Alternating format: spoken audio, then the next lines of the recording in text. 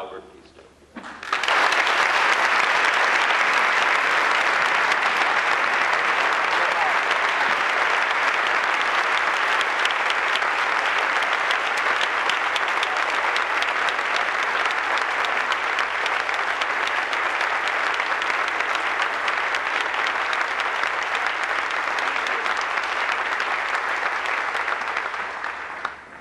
First of all, I'm going to promise you we're going to get out of here very soon. I got to go too.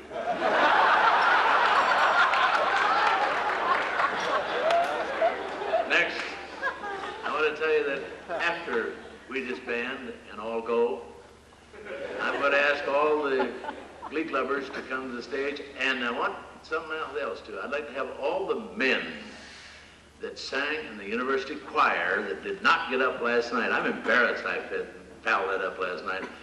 They're the only guys we didn't call up there, you know that? The alums, and I'm sorry about it. All the people men to come to the stage. And if any of you want to come back in and listen, you can. But we're going to do a little singing. And not very long, but just a little bit. But I want, and we've got 2 or 3 other little specialties, 1 number apiece, and it'll be worthwhile. Anyway, Henry, Moses went down into Egypt. I played that record the other day, and you were good, you know.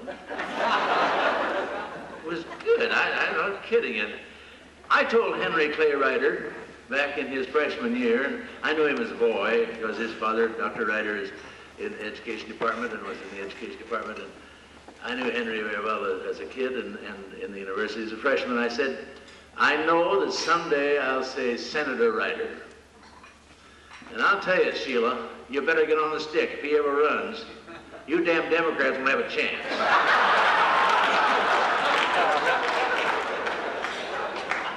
Henry, I've been sitting over there with you.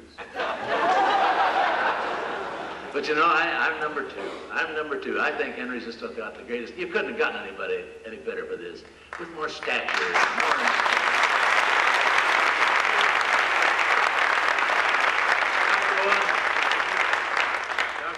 You honors in being here. We appreciate it very, very much. Glee Club haircuts. You know, we didn't dare call them haircuts. You're not supposed to do that sort of thing with your money. So we call it personal appearance.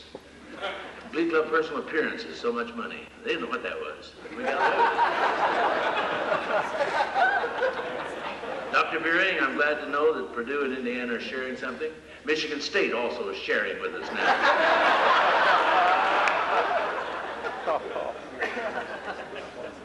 I thank you. Charlotte thanks you. Sonia thanks you. Sonia's over there. Some of you remember Sonia when she was born. I know you. A lot of you, some of you, not very many, getting fewer. Sonia and our 3 grandsons are over here. One of them was in the Glee Club. But it's fun to see the perpetuation even within the family. Dean Freeman, you good as ever. Virginia, you quoted scripture. You know, you talk about me being tough, and I'm going to quote scripture right back to you. Luke 14, I think it's verse 48. I'm so good at this stuff. Somebody asked me last night if I knew how many ministers had come out of the Glee Club, and I said a good many. And they said, that's nice. And I said, well, it's the influence I had on them. I taught them all the words they knew. Mind that verse, you know what it is? Well, I look it up and wrote it down here. Of he who gives much, much will be demanded. And that's what the Glee Club, really a slogan in the Glee Club has been, and it is. If you really give yourself and give a lot of it, they're going to ask a lot more, and you'll give it, and that makes it that good. Dick, you said something, a little nasty thing there about me having written the script you gave. Would you like to have him play the Prelude in C-sharp minor by Rachmaninoff?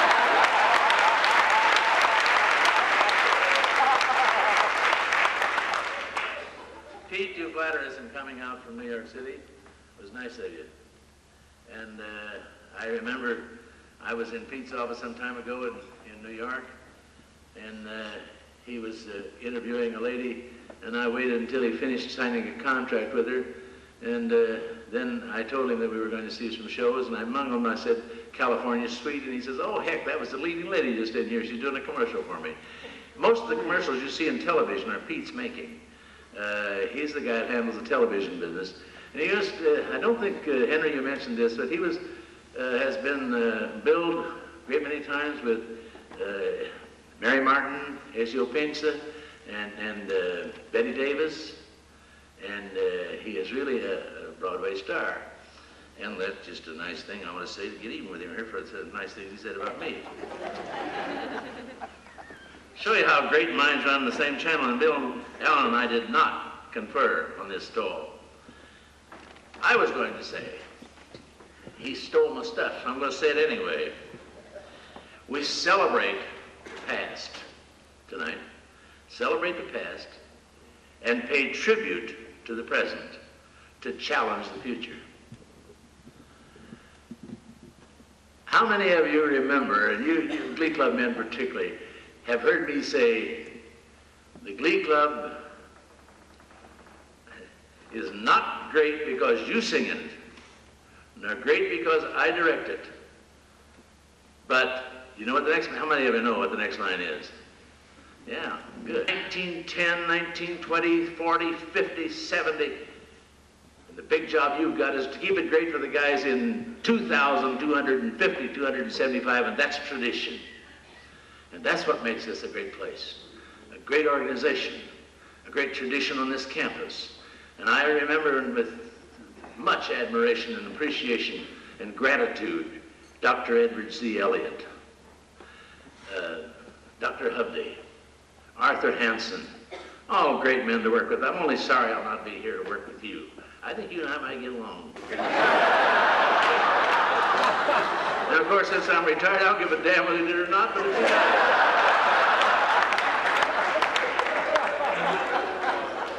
that's one of the nicest things about being retired. Just say anything you want to say.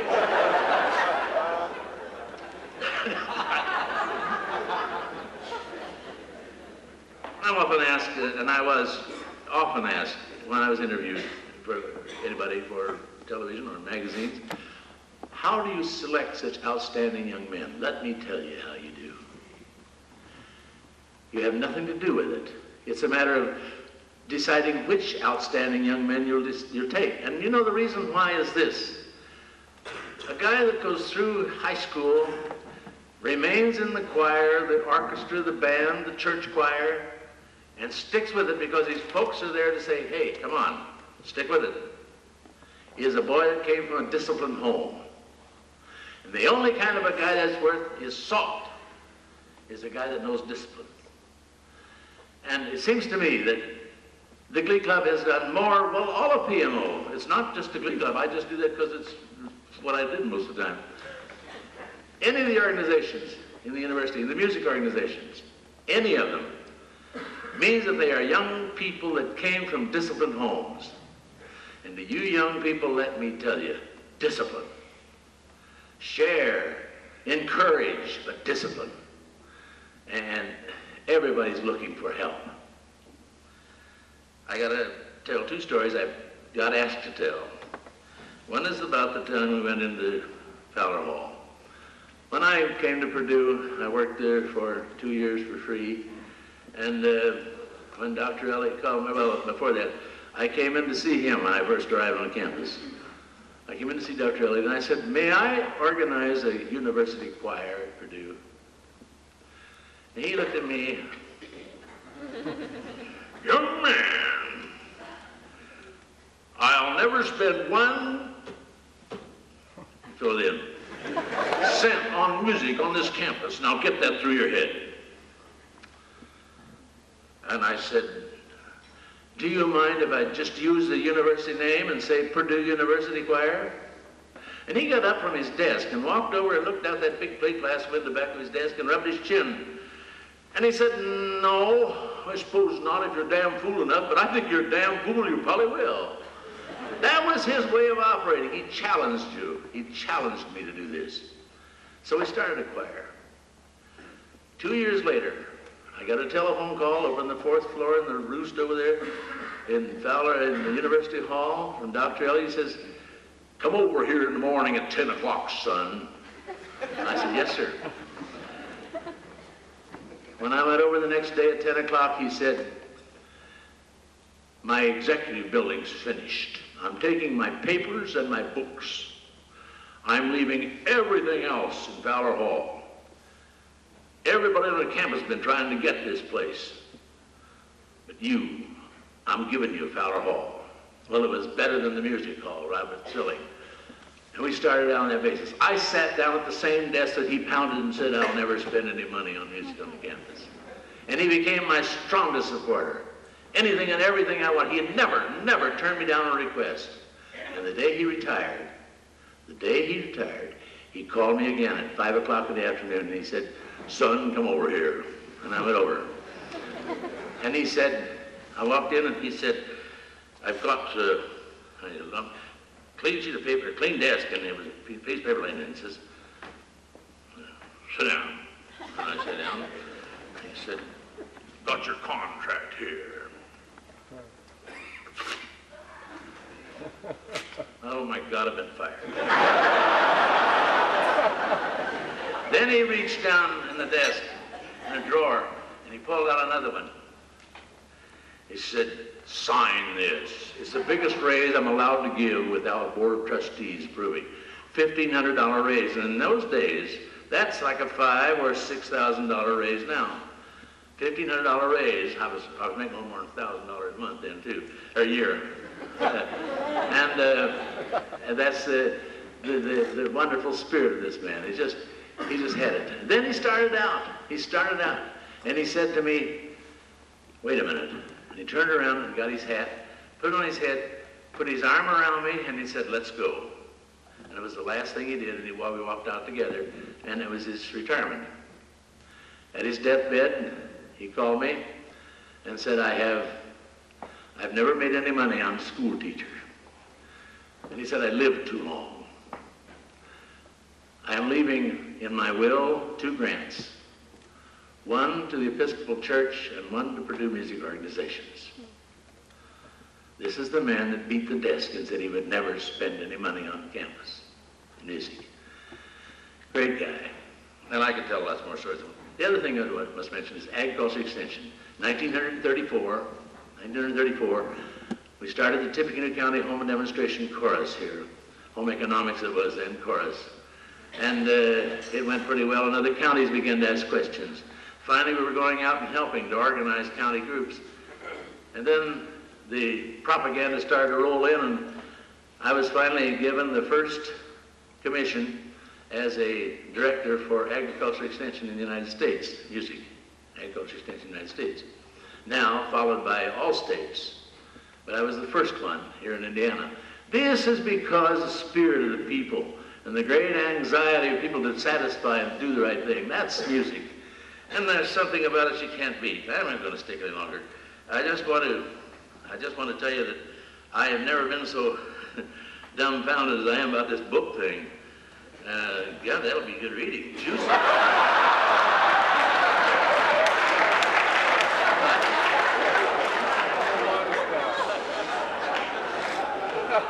May I reserve the right to look at this over a little bit for you?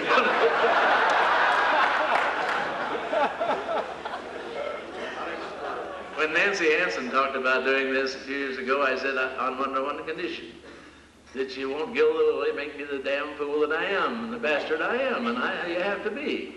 And I think I have the nicest thing that hangs on the wall. If any wall, Dr. Hovde used to say is the best thing hangs on any wall in the university, and he used to bring celebrities over and show them this thing on the wall. When a few years ago, I was going to leave the university, I had a job offer me, I'm going to leave the university, and I told the Glee Club, and I said, I'm just tired of being an SOB, and you can't be a director, a successful director, without being an SOB. I didn't say SOB either, I was talking to the Glee Club. Then it was time to get dressed. We were in the Van Orman Hotel in Evansville, ready for a convention program, and I said, and we went to the dressing rooms. I went to my room, they went to their rooms, and pretty soon a timid knock on the door, and there was a young fella who is now a Methodist preacher, and he said, "This is a little corny, but it's true and very honest," and he handed it to me.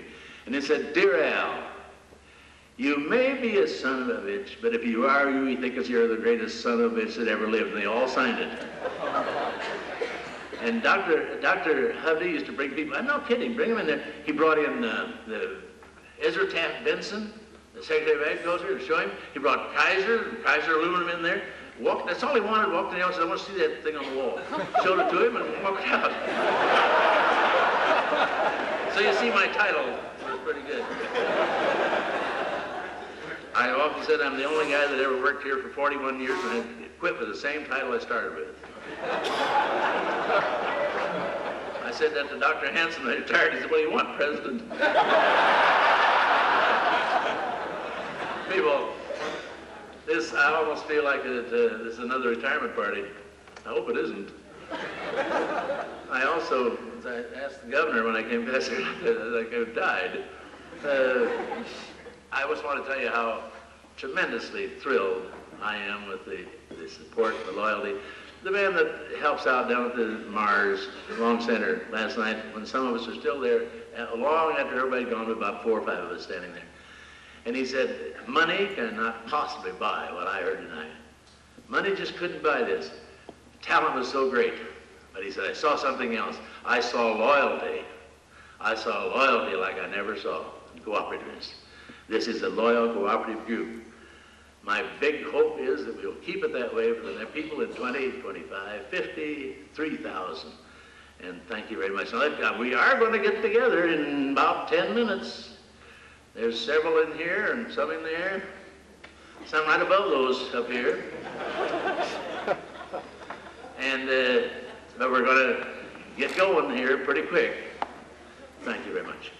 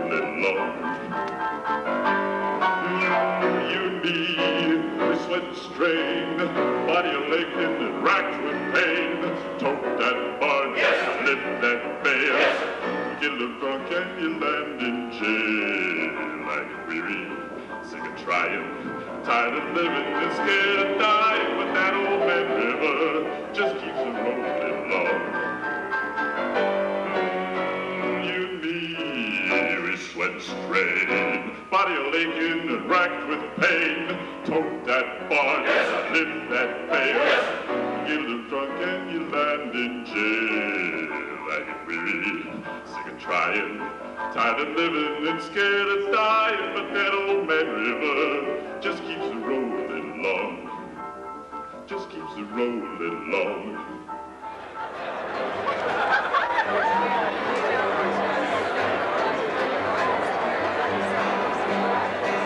My sense of balance was off today just because of you last night. Every time I thought about the things we did, I stumbled one out of sight. The candy sweet craziness of losing myself and thinking of you just couldn't have been better unless I got a letter saying you've gone crazy too. Hey, the rodeo, you're a pretty good show and you sure bust the buckle of mine. Hey, my county fair, you're a bluer than mare, and I sure like to ride that kind.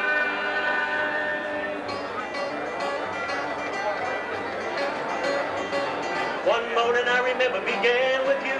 I never felt so good so early. Suddenly you knocked upon the window pane. Well, kiss my butt, what a reveille. In our birthday suits we had a few toots, and I sure ain't talking about beers. You aim to please, oh ma'am, I do believe you're the best shot I've seen in years. Come on, baby. Hey, sing a sunshine and make me feel mighty fine. You're a holiday in my head. Hey, fireface, how'd you like to race? Bet you I can beat you to the bed again.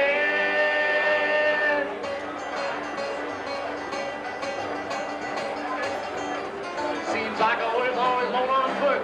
Three things that need to be carried. You might say my luck runs true to form. The woman I love is married. But when I think about our two lifelines threatening through time and chance, I feel kind of cool.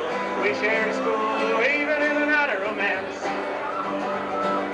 Hey, my little kiddo, I want you to know I miss you, but it ain't all bad.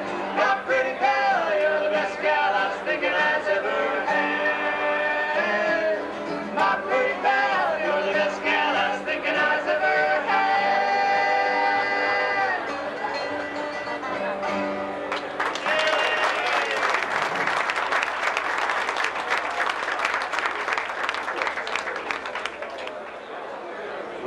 Al has never been embarrassed about saying that we have records for sale. They'll be outside right after the show.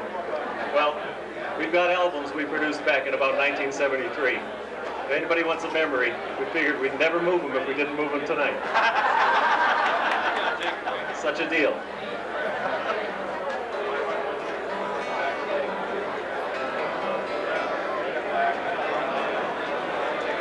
When I was 17,